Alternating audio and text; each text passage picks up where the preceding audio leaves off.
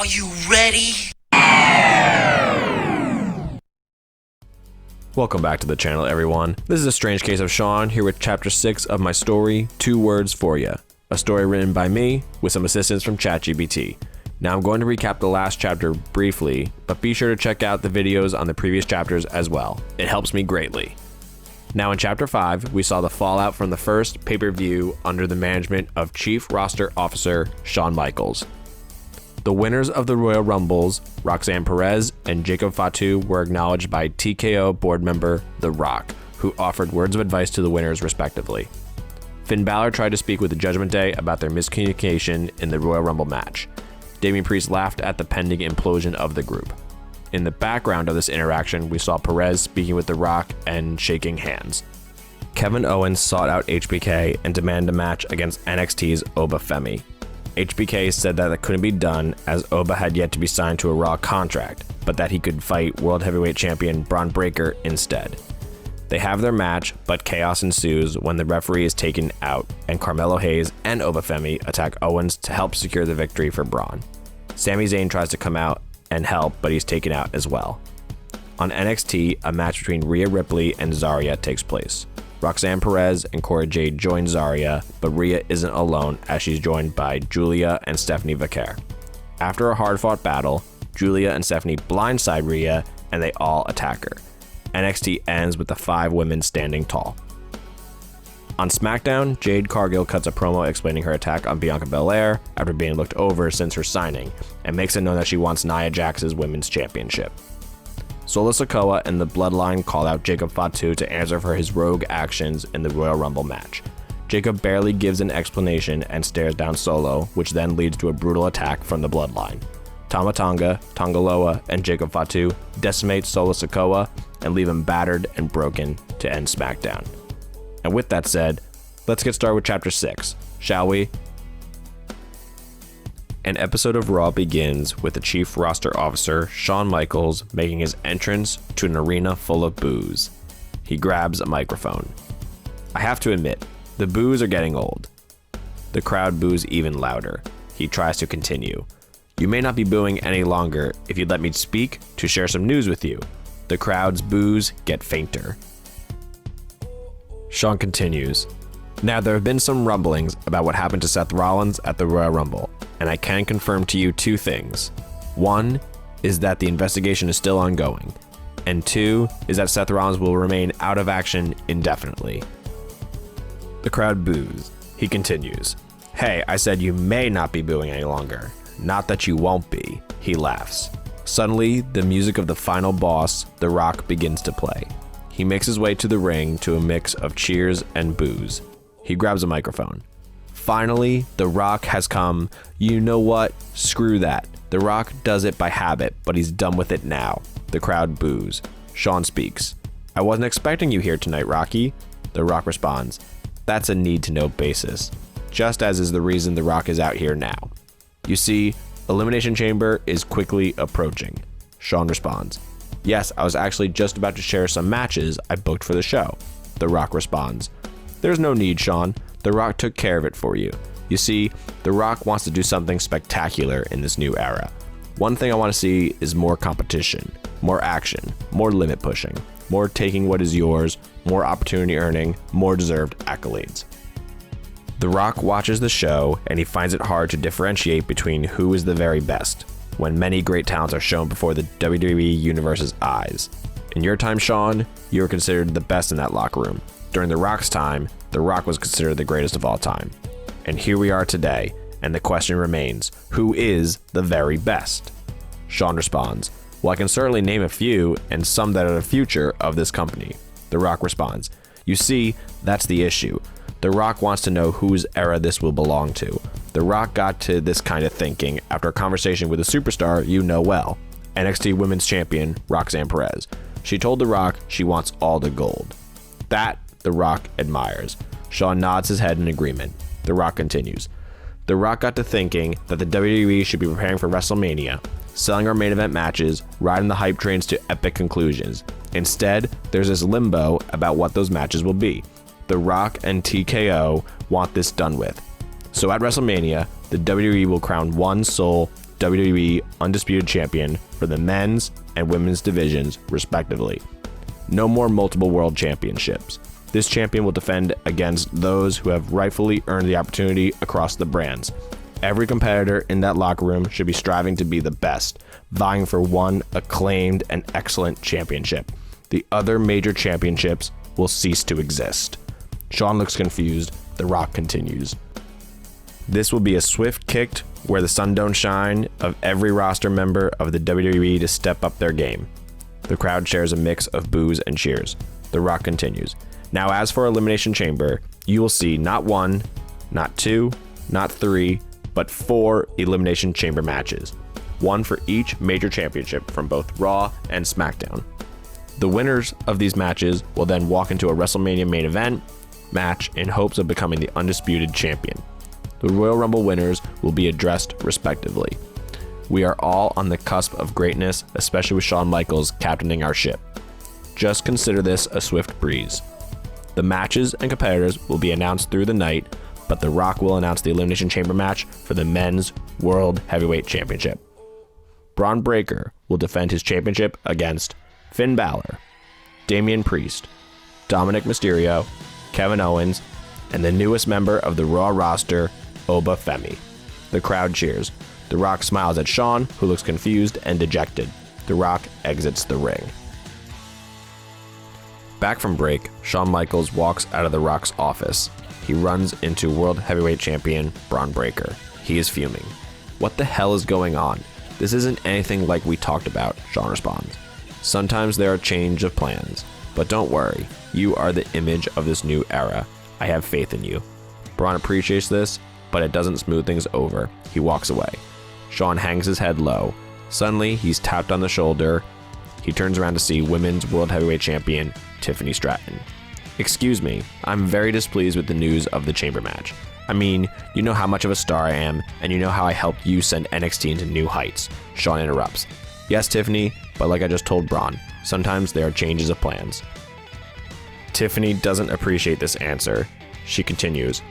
Well, I at least deserve to be told who I'll be defending my championship against. Shawn sighs. You will be defending your championship against Kairi Sane, Io Sky, Asuka, Rhea Ripley, and Charlotte Flair. The crowd erupts while Tiffany's jaw is dropped. Shawn says toodles and walks away. NXT opens with William Regal, advisor to the chief roster officer, receiving applause in the middle of the ring. He begins. Thank you, everyone.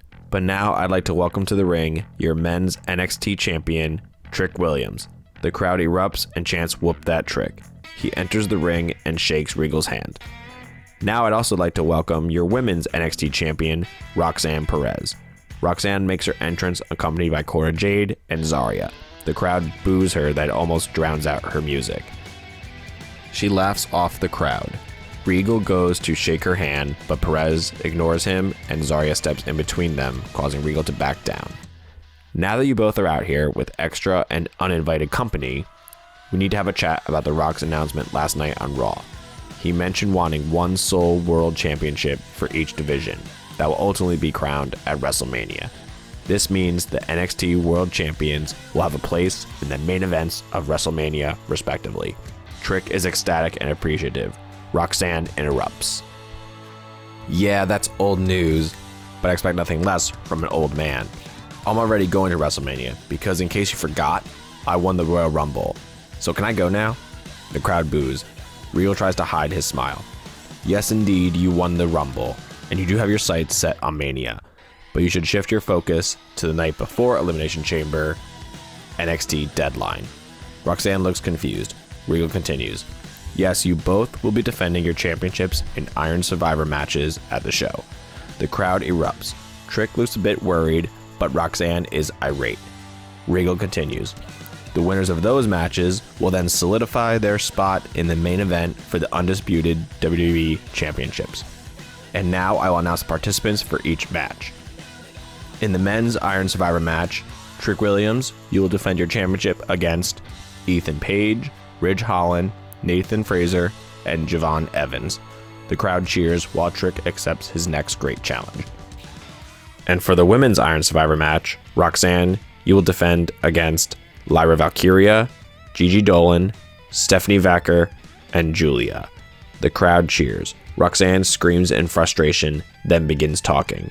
What the hell are you talking about? This is bull. Wait a second. I'm guaranteed the main event at WrestleMania. I just reminded you that I won the Royal Rumble. So even if I lose this match, which I surely won't, I'm still going to WrestleMania. She laughs.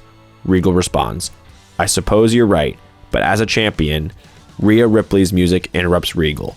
The crowd cheers. Zaria moves Roxanne and Cora behind her. Rhea stays on the stage with a mic. Don't worry, Roxy. I'll be coming for you soon enough. Maybe as soon as tonight. Regal, I have a proposition. You see, those three ladies have been thorns in my side for a while, and now two new thorns have popped up, and I've had enough. So Roxy, I'm issuing a challenge for tonight. You versus me. If I win, you lose your privilege you won at the Royal Rumble to main event WrestleMania. Roxanne shakes her head no. Rhea continues, if you win, I will leave WWE forever. The crowd gasps. Roxanne ponders the decision. She responds, I will finish you off once and for all, send you back all the way to Australia and that handsome husband of yours. You're on. The crowd cheers. A segment for SmackDown is advertised that will announce the participants in the Elimination Chamber matches for both the men and women's WWE Championship matches, as well as a segment that will see Jacob Fatu make his first address as the new Tribal Chief. Giulia and Stephanie Vacquer are celebrating a tag victory. Roxanne comes in with Cora and Zaria applauding them. She begins. Well done, ladies. You are some of the best wrestlers we've seen come in NXT in a very long time. I'm very happy to consider you friends. I mean, Stephanie raises her hand to stop Roxanne from talking. She begins. We are not friends. We have a common enemy in Rhea. Giulia then begins. For too long, the women's division has been too focused on Rhea and others while forgetting about us. No more. We'll work together to no longer be forgotten. But come deadline, your championship will be one of ours. Stephanie and Giulia walk off, leaving a worried Roxanne behind. The main event of NXT begins with high stakes. If Roxanne loses, she must forfeit her Royal Rumble victory prize of main eventing WrestleMania. If Rhea loses, she must leave WWE forever.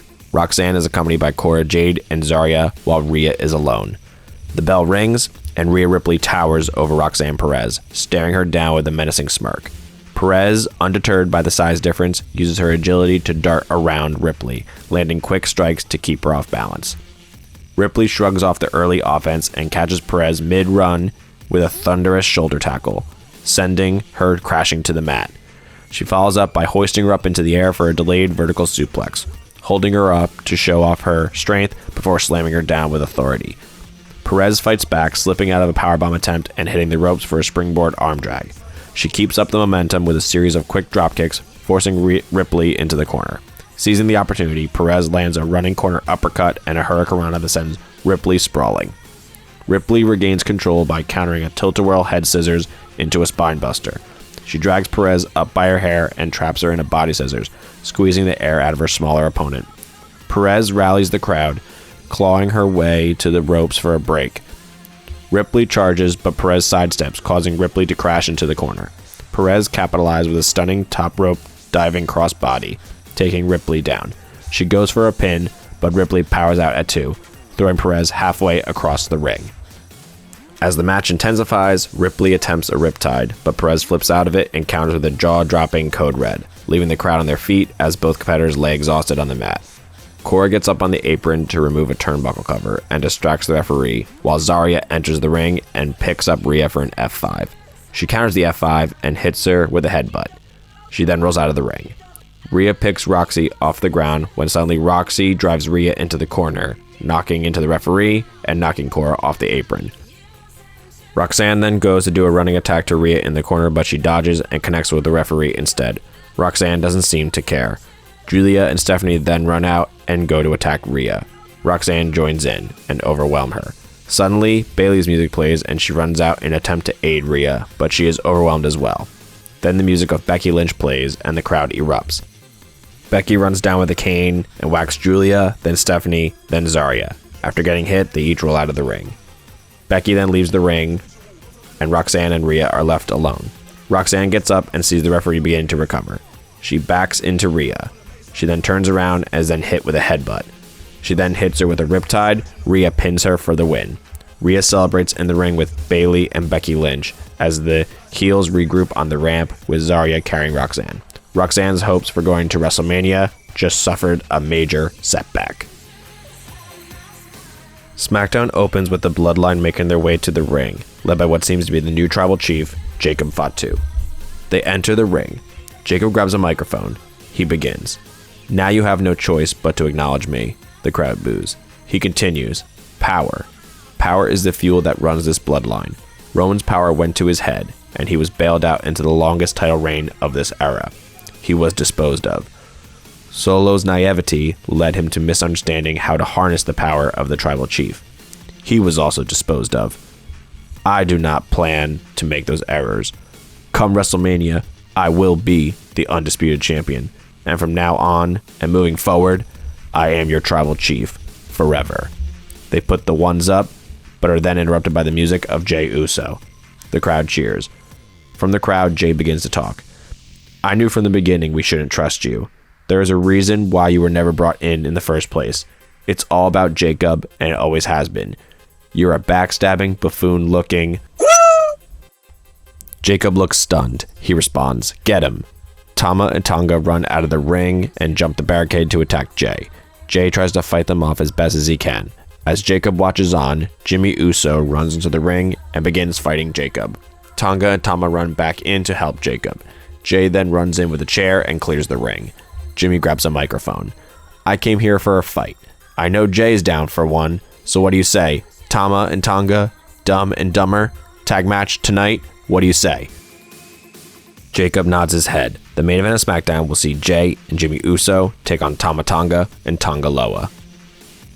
In a backstage segment, a video package is shown announcing the participants of the men's and women's chamber matches for the WWE Championships, respectively.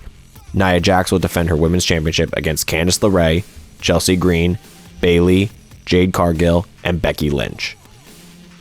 And Cody Rhodes will defend his WWE Championship against Bronson Reed, Shinsuke Nakamura, Carmelo Hayes, Drew McIntyre, and Randy Orton.